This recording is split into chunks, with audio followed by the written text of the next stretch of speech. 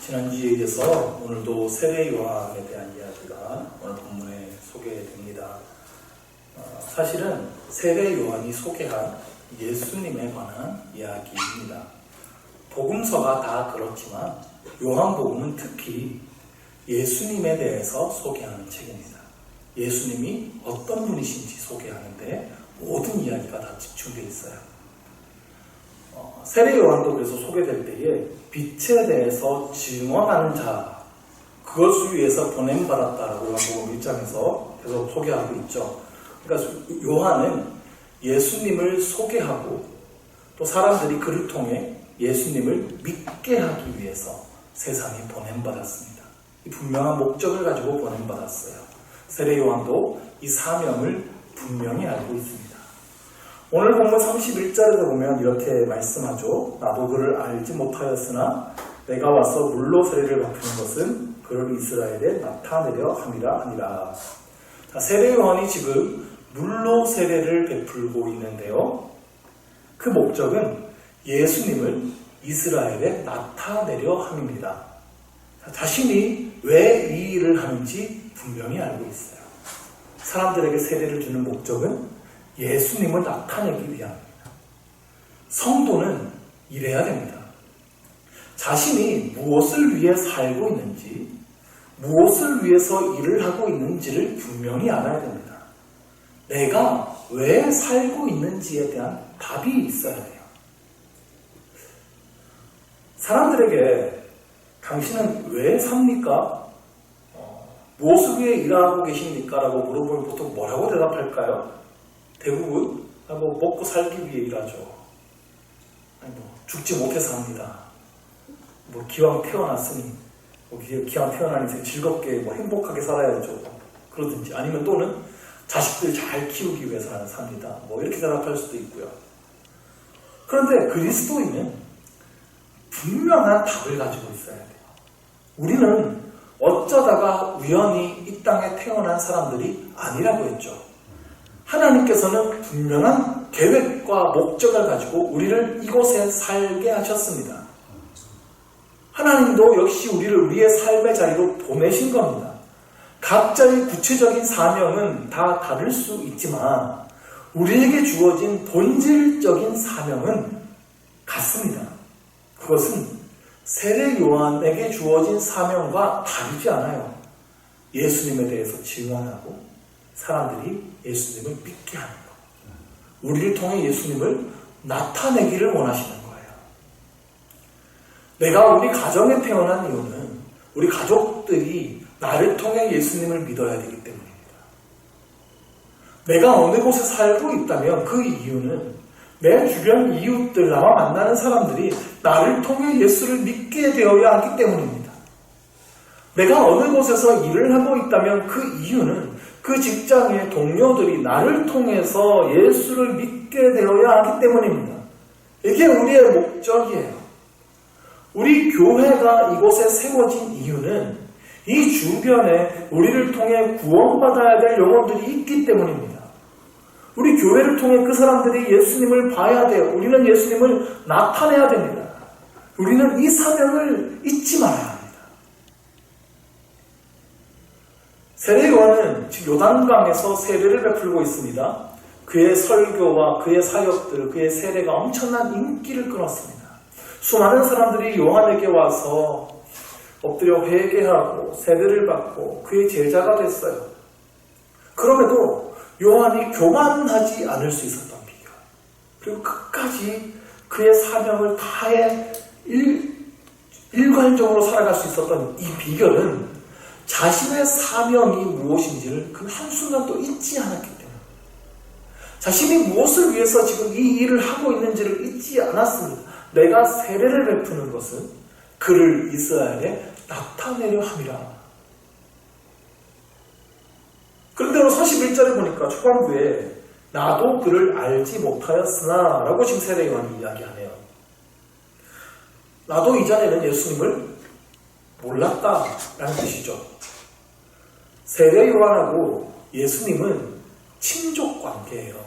특별히 예수님의 어머니 마리아와 세례 요한의 어머니 엘리사벳이 가까운 친족 사이입니다. 어릴 때부터 분명히 교류가 있었을 겁니다. 그러므로 이 세례 요한이 예수님을 모를 리가 없어요.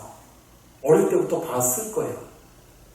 그럼 여기서 알지 못했다라고 하는 것은 예수님 난 처음 봤어가 아니라 예수님이 어떤 분이신지를 내가 다 알지 못했다라는 뜻이에요. 물론 이 세례 요한도 어려서부터 예수님이 어떤 분이신지에 대해서 배우고 들었을 거예요. 왜냐하면 세례 요한과 예수님의 탄생 때에 특별한 일들이 있었지 않습니까? 그게 누가복음에 자세히 기록되는데요. 예수님이 세상을 구원할 뜻으로 나셨다는 것을 천사들이 다 미리 얘기해 줬습니다. 그럼 들었겠죠. 그런데 들어서 아는 것하고요, 자신이 직접 깨달은 건 엄연히 다릅니다. 이거 천지차이입니다. 오늘 우리가 읽은 본문 단락을 자세히 보시면 본다라는 동사가 여러 번 등장합니다. 29절에 보면 예수께서 자기에게 나아오심을 보고 이르되, 그리고 32절에 요한이 또 증언하여 이르되 내가 보매, 33절에도 성령이 내려서 누구 위에든지 머무는 것을 보거든, 34절에도 내가 보고 그가 하나님의 아들이심을 증언하였다. 자, 봤다는 거예요. 계속 요한이 예수님을 알아봤다는 겁니다. 한자에는요, 본다라고 하는 뜻을 가진 글자가 두 가지가 있어요. 보이는 것을 그냥 보는 볼 견자가 있고요, 주의 깊게 관찰해서 살펴보는 볼 관자가 있습니다. 세상을 다니면서 그냥 보고 듣는 것을 견문이라고 해요. 그냥 보고 듣는 거예요. 근데 무엇을 주의해서 자세히 살피는 걸 관찰이라고 합니다. 자세히 살펴보는 것을 견찰이라고 하지 않습니다. 관자를 씁니다. 그러니까 예수님에 대해서 그냥 보는 이 볼견하는 수준이면 예수님에 대해서 사실 안다고 할 수가 없는 거예요. 예수님에 대해서 주의 깊게 관찰하는 그 관하는 자세가 필요합니다. 그래야 예수님에 대해서 진정 보고 깨달을 수 있는 것입니다. 세례 요한은 예수님을 관했습니다. 그리고 그분이 하나님의 아들이심을 깨닫게 된 겁니다. 결정적인 계기가 있어요. 33절입니다. 나도 그를 알지 못하였으나, 이게 또 나오죠. 자, 나를 보내어 물로 세례를 베풀라 하신 그이가 나에게 말씀하시되 성령이 내려서 누구 위에든지 머무는 것을 보거든 그가 곧 성령으로 세례 베푸는 인 줄 알라 하셨기에. 자, 나를 보내어 물로 세례를 베풀라 하신 이가 말씀하셨어요. 이분이 누구죠? 하나님이시죠. 하나님이 세례 요한에게 말씀하셨는데 성령이 내려서 누구 위에 머무는 것을 보거든 그가 성령으로 세례 베푸는 인 줄을 알라. 세례 요한은 이 하나님의 말씀을 들었습니다. 누군가 위에 성령이 임하는 것, 성령이 내려서 그 위에 머물러 있는 것을 보면 그분이 하나님께서 보내신 분, 하나님의 아들이시구나. 근데 예수님 위에 성령께서 머무는 것을 세례 요한이 본 것입니다. 그래서 그가 하나님의 아들인 줄을 알아보았습니다. 자, 이 예수님 위에 성령께서 머무시는 이 사건은 예수님께서 세례를 받으실 때 일어난 일이죠. 오늘 본문에서는 예수님께서 세례 요한에게 세례 받으셨다라는 그 이야기가 기록되지는 않았어요. 그런데 오늘 본문의 이야기들을 보면 정황상 이것은 세례 요한에게 예수님께서 세례를 받으실 때 그때 일이에요. 예수님께서 세례를 받으시고 물에서 나오시자 하늘이 열렸습니다. 그리고 성령께서 비둘기같이 내려서 예수님 위에 임하여 있었습니다. 하늘에서 소리가 들렸는데요. 이는 내 사랑하는 아들이요 내 기뻐하는 자라. 이런 하나님의 음성이 들렸어요. 세례 요한이 이 일을 보았습니다. 그래서 예수님이 하나님의 아들이시라는 것을 확신하게 되었고 증언한 겁니다.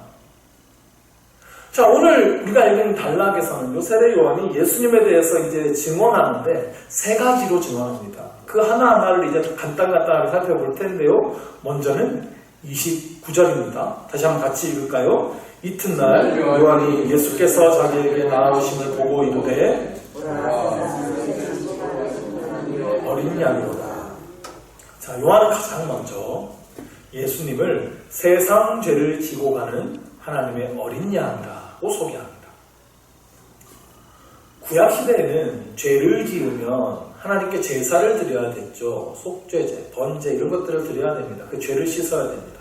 그럼 제사 드리는 사람이 양이나 염소나 뭐 소라든지 아니면 뭐 좀 가난한 사람들은 비둘기라든지 이런 것들을 가지고 옵니다. 자, 제사장은 가져온 그 제물에 짐승에 흠이 있는지 없는지를 자세히 살핍니다.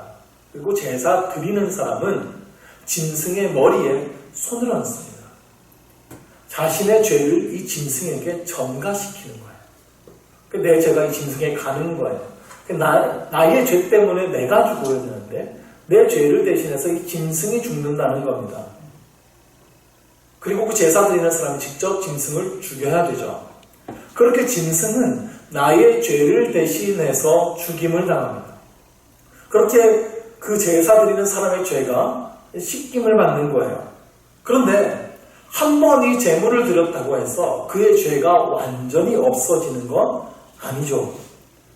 돌아가서 또 죄를 지어요. 그러면 다시 또 가서 또 제물을 드려야 돼요. 자, 예수님을 세상 죄를 지고 가는 어린 양이라고 소개했습니다. 여기서 지고 간다라고 하는 단어가 헬라어로 아이로라는 단어인데 이 단어는 정확한 뜻으로 제거하다, 말살하다, 치워버리다 이런 뜻입니다. 그러니까 정확히는 세상의 죄를 완전히 제거하기 위해서 지금 가고 있는 어린 양이다 이런 뜻입니다. 이게 정확한 뜻이에요. 자, 구약의 이 어린 양은요 세상의 죄를 완전히 제거하지 못합니다. 그런데 예수님은 세상의 죄를 완전하게 제거하시는 분이십니다. 그 의미가 예수님께서 세례받으시는 장면을 자세히 보면 정확하게 드러나요. 자, 지금 이 본문이 예수님께서 세례 요한에게 세례받은 장면이라고 제가 말씀드렸죠. 자, 근데 예수님이 왜 세례 요한한테 세례를 받으시죠? 예수님이 세례 받으실 필요가 있는 분인가요? 자, 세례의 의미가 있는데 세례는 죄를 씻는 겁니다. 그래서 많은 사람들이 세례 요한 앞에 와서 자기의 죄를 자복하고 세례를 받았어요.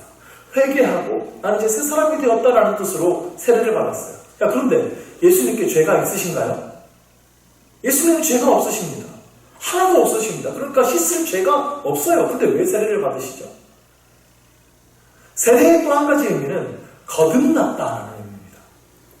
그 당시 세례는 물에 완전히 푹 담궜다가 뺍니다. 그게 물에 완전히 들어간다는 것은 죽음을 의미하고 다시 건져내면 죽었다가 살아났다는 겁니다. 그래서 거듭난 거죠. 나의 죄된 모습은 완전히 죽었고 이제 나는 새롭게 태어났습니다 라는 뜻으로 물속에 푹 담갔다가 빠져나온 그 세례를 받았어요. 나는 새롭게 태어났다는 뜻인데 그러면 예수님이 거듭나실 필요가 있는 분인가요? 예수님은 그럴 필요 없죠. 근데 예수님이 도대체 왜 세례를 받으시냐는 겁니다. 예수님이 세례 받으시는 것을 겸손으로 이해하는 경우가 많이 있습니다. 물론 겸손하시니까 세례 요한한테 세례 받으셨겠죠. 겸손하지 않으셨다면 내가 하나님인데 내가 누구한테 세례를 받냐고 하셨겠죠. 근데 단순히 겸손 때문에 세례 받으시는 건 아니에요. 세례의 의미가 커요. 그래서 예수님께서 세례 받으신 이 사건은 겸손 그 이상의 의미가 있습니다. 성경 한 구절을 볼 텐데요. 로마서 6장 4절을 보면 이런 말씀이 있습니다. 그러므로 우리가 그의 죽으심과 합하여 세례를 받음으로 그와 함께 장사되었나니 이는 아버지의 영광으로 말미암아 그리스도를 죽은 자 가운데서 살리심과 같이 우리로 또한 새 생명 가운데서 행하게 하려 합니다.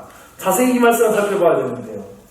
우리가 그의 죽으심과 합하여 세례를 받았다라고 했습니다. 여러분 전부 세례 받으셨죠? 머리 위에 물을 뿌리는 세례 받으셨을 겁니다.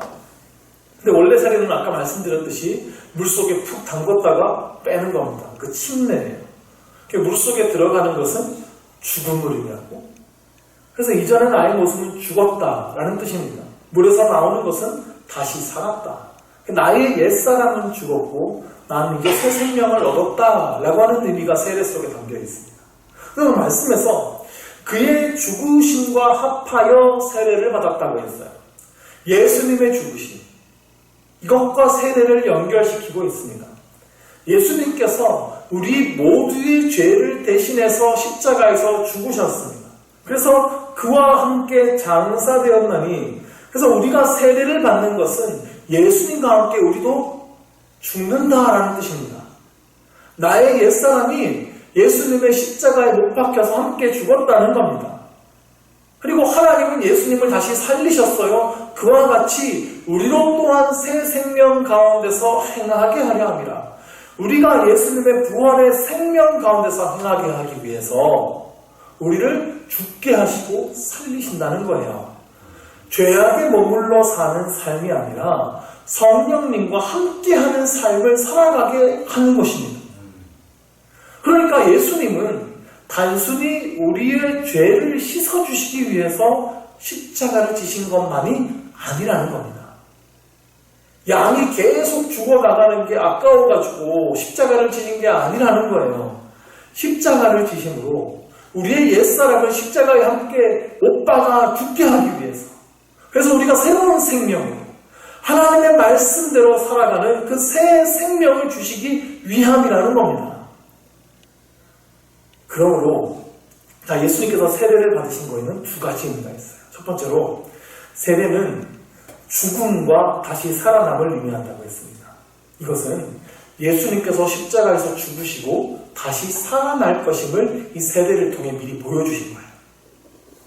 세례를 받으심으로 이제 그분이 이 땅에 죽으시러 오셨고 다시 사시기 위해 오셨다는 것을 보여주신 겁니다. 또 한 가지, 예수님께서 먼저 세례를 받으셨어요.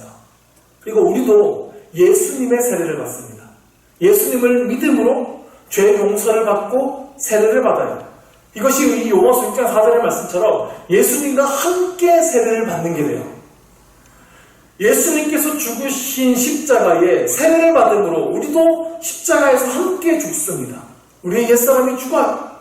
예수님께서 다시 사셨듯이 우리도 새 생명을 얻습니다. 예수님과 함께 살아가게 되는 거예요. 이게 예수님께서 세례를 받으신 의미입니다. 우리가 예수님의 죽음과 부활에 참여하게 되는 것이죠.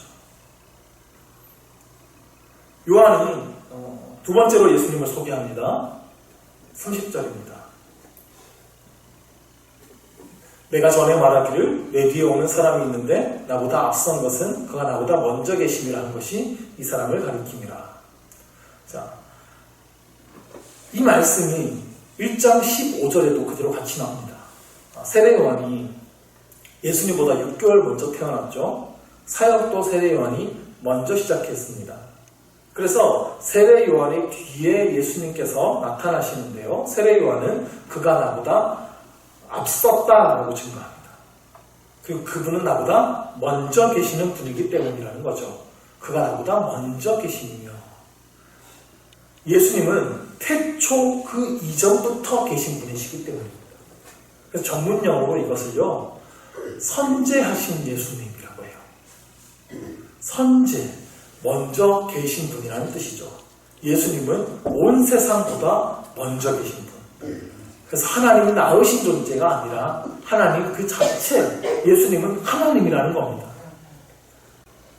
자, 이 부분에 대해서는 15절 설명할 때 자세히 설명을 드렸기 때문에 넘어가겠습니다.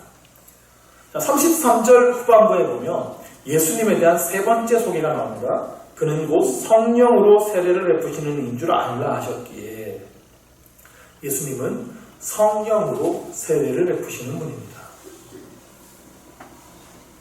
사도행전 19장을 보면요, 바울이 에베소에 가서 전도를 합니다. 근데 에베소에는 이미 예수님을 믿는 사람들이 있었어요. 그들에게 바울이 물어요. 너희가 믿을 때 성령을 받았느냐? 그러자 아니요, 저희는 성령이 계심도 듣지 못했습니다. 아니, 그럼 너희가 무슨 세례를 받았느냐? 자, 요한의 세례를 받았습니다 라고 대답합니다. 요한의 세례가 물로 주는 세례, 죄를 회개하고 깨끗하게 되었음을 의미하는 그 세례를 받았다는 겁니다. 자, 물로 받는 세례가 있어요. 근데 또 성령 세례가 있습니다. 바울은 에베소 교인들에게 예수님을 소개합니다. 그리고 예수님의 이름으로 안수합니다. 그러자 성령께서 그들에게 임하셨어요. 그들이 성령의 충만함을 받았다는 거예요. 이런 사람이 있습니다. 예수를 믿고 구원받았는데 성령 세례는 받지 못한 사람들이 있습니다. 에베소 교인들의 말처럼 성령으로 세례받는 걸 들어보지도 못한 사람들이 있습니다. 성령 세례라는 말은 성령의 충만을 의미합니다. 하나님을 믿는다는 것, 말씀이 믿어진다는 것, 예수님을 주로 고백할 수 있는 것, 이 모든 건 성령의 역사죠. 성령님이 아니고는 예수를 주로 고백할 수 없다 그랬습니다. 성령님이 아니고는 이 말씀이 믿어지지 않습니다. 그러므로 우리 모두에게는 사실 성령님이 다 계십니다. 그런데 성령 세례, 이 성령의 충만함은 다른 문제예요. 충만함은 이 주일 오후에도 말씀드렸지만 우리의 마음을 완전히 사로잡는 상태를 말합니다. 성령님께 우리의 마음이 완전히 사로잡히는 겁니다. 내 안에 성령님이 가득한 것이죠. 그래서 내가 이제 죄악을 따르지 아니하고 말씀을 따라 살아갈 수 있는, 하나님의 말씀을 즐거이 따를 수 있는 상태가 되는 것, 이것이 성령의 충만함입니다. 그러므로 우리가 성령의 충만을 받을 때 죄에서 자유를 얻게 됩니다. 성령의 충만을 받아야 죄를 이길 능력을 얻게 됩니다. 성령의 충만을 받아야만 우리가 하나님의 뜻을 이룰 수가 있고 예수님을 닮아갈 수 있는 것입니다.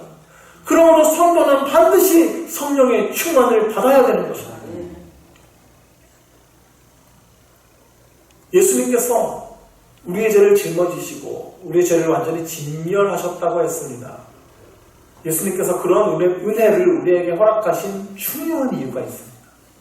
하나님께서 우리와 함께하고 싶으시기 때문입니다. 하나님은 거룩하신 분이십니다. 거룩하신 하나님은 죄와 함께할 수 없습니다. 인간이 죄를 짓기 전에는 하나님과 함께하는 존재였어요. 그런데 죄를 지은 후 하나님과 멀어진 겁니다. 하나님은 그런 인간과 다시 함께하기를 원하셨습니다. 그래서 예수님을 통해 우리의 모든 죄를 멸하여 주신 것입니다. 그리고 우리에게 새 생명을 주셨습니다. 그리고 우리 안에 오셔서 이제 우리와 함께 살아가기를 원하시는 것입니다. 성령님은 그래서 우리 안에 오신 하나님, 우리 안에 거하시는, 우리와 함께 하시는 하나님이십니다. 그리고 그 성령님은 우리 안에 충만하게 거하시기를 간절히 원하십니다. 성령님의 또 다른 이름은 보혜사라고 말씀드렸죠. 우리를 위로하시는 하나님이십니다. 우리에게 조언을 주시는 하나님이십니다. 우리를 격려하시는 하나님이십니다. 성령으로 충만할수록 우리는 그 풍성한 은혜를 더 누리게 되는 것입니다. 하나님께서 우리에게 주시고자 하는 풍성한 은혜와 은사들을 우리가 받아 누릴 수 있게 됩니다. 하나님과 더욱 가까이 교제하게 되고요. 성령으로 충만한 사람만이 하나님과 동행하며 살아가게 되는 것입니다. 성령으로 충만하지 않고는 하나님의 일을 할 수도 없고 하나님의 뜻을 깨달을 수도 없고 하나님 기뻐하시는 일을 할 수도 없는 것입니다. 예수님께서는 우리의 모든 죄를 사하여 주셨어요. 그리고 예수님은 우리에게 성령 충만의 은혜를 주시는 분이십니다. 우리 모두 이 성령 충만의 은혜를 누릴 수 있게 되기를 간절히 축원합니다. 우리